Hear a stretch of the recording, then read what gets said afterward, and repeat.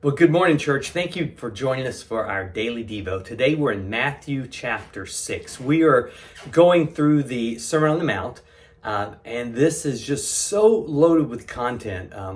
One of the nice things about the New Testament challenge is we're getting through the New Testament in 1 year. One of the challenges is, oh my goodness, this chapter could make 3 or 4 great sermons. But if you've read it, I hope you have before, you know, Jesus opens up really talking about the Pharisees and how they were so much into wanting to be seen.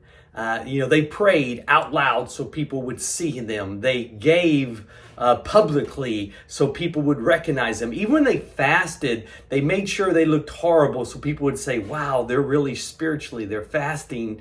And instead, Jesus wanted them to know, your Father sees you. He sees what you do privately, and you can pray privately. And your Father who sees you privately, He can hear you.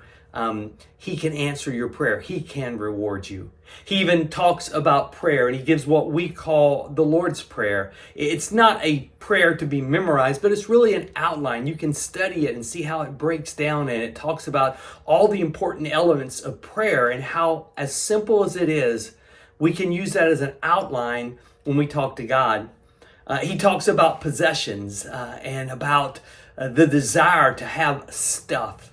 And somehow think your life can be fulfilling with stuff. And yet we have to know that no matter what we have, it can be taken from us. As he says, thieves can take it. It can deteriorate. We know in the the time that we live, the stock market can crash and it can be gone. And this that we worry about so much is the thing that we can't keep. Instead, we should put treasure in heaven where, you know what?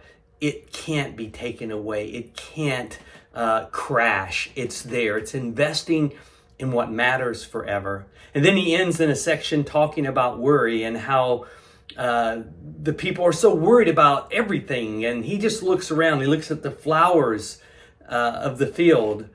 He looks at the birds of the sky and just says, listen, if your heavenly Father cares about those things, doesn't he care about you more than that?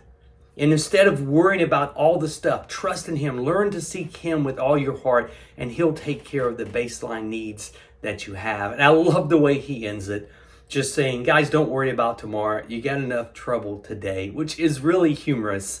But to say we can be so focused on what has not yet happened that we aren't appreciating what we have now. What a fantastic chapter. I encourage you to read it, to study it, to apply it to your life. Thank you for being part of this challenge as we are going through the New Testament in our daily devos.